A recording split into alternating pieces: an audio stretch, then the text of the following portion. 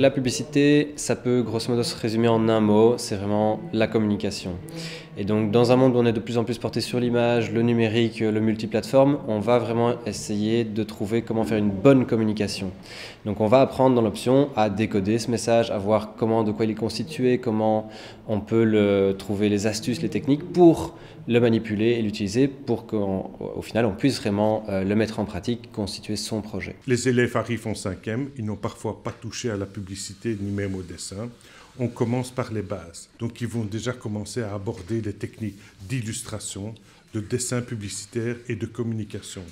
On leur apprend les bases et on avance de plus en plus vers la 6e où là on passe dans une approche de maîtrise et de perfectionnement. Dans l'option publicité, on va aussi trouver vraiment un maximum de polyvalence, c'est-à-dire qu'on va à la fois travailler sur les outils numériques, donc Photoshop, InDesign, la suite Adobe, SketchUp, etc. Et de l'autre côté, vraiment travailler sur les savoirs manuels. Donc on va travailler le dessin, on va travailler la sérigraphie, le maquettisme, pour offrir à l'élève un maximum d'outils pour s'intégrer dans le monde professionnel. Moi, je donne cours de publicité.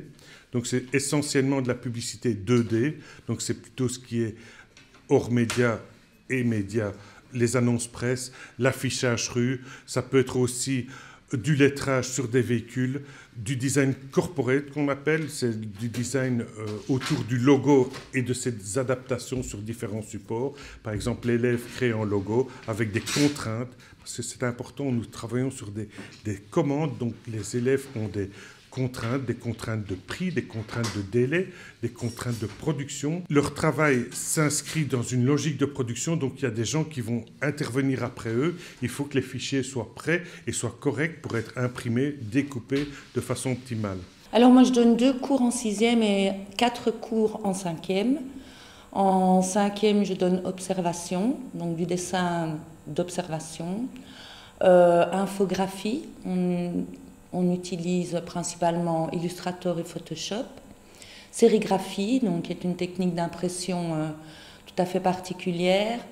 Et connaissance du métier, où là, on voit les 6 métiers de la publicité, avec leur côté un peu plus technique parfois, apprendre à faire des reliures japonaises, comment faire un in-octavo, enfin des choses bien spécifiques au métier.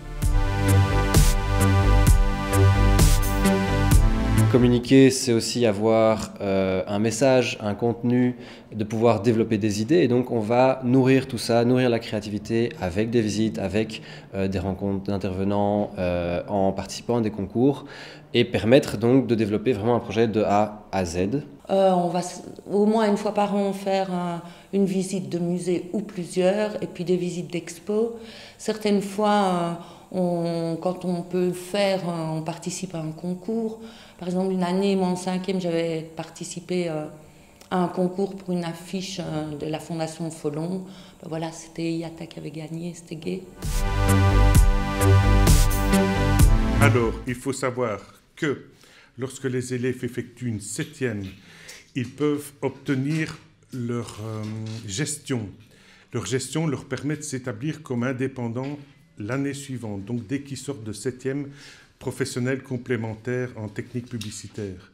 Ils peuvent s'installer comme lettreurs indépendants, ils peuvent travailler dans la sérigraphie parce qu'ils ont eu des cours de sérigraphie, ils peuvent travailler aussi comme graphistes publicitaires de manière indépendante ou en société comme salariés. La polyvalence de l'option et du coup tous ces outils-là, pour moi, donnent quand même pas mal d'accès dans le milieu évidemment de la publicité, mais aussi de la vente, de la créativité. Le parcours professionnel ouvre quand même aussi avec le CESS en 7e la possibilité de continuer vers des études, notamment dans tout milieu artistique. Donc c'est une porte assez large. Mais je pense qu'une première qualité, ça va être vraiment la curiosité. Parce que finalement ici, qu'on arrive en 3e ou en milieu de parcours, c'est quand même une option, donc comme j'ai dit plusieurs fois, très polyvalente, et donc qu'on ait déjà un petit peu d'atout en dessin ou dans un outil numérique ou autre, on va amener beaucoup d'autres choses là-dessus, et pour finalement vraiment construire une échelle sur laquelle l'élève peut s'appuyer. Donc peu importe quand il arrive ou les acquis qu'il a, on va greffer des choses là-dessus. Et s'il arrive en cours de route, c'est aussi parce qu'il a fait d'autres choses avant. Donc voilà, chacun a ses inconvénients, ses atouts, et on va exploiter ça pour aller plus loin.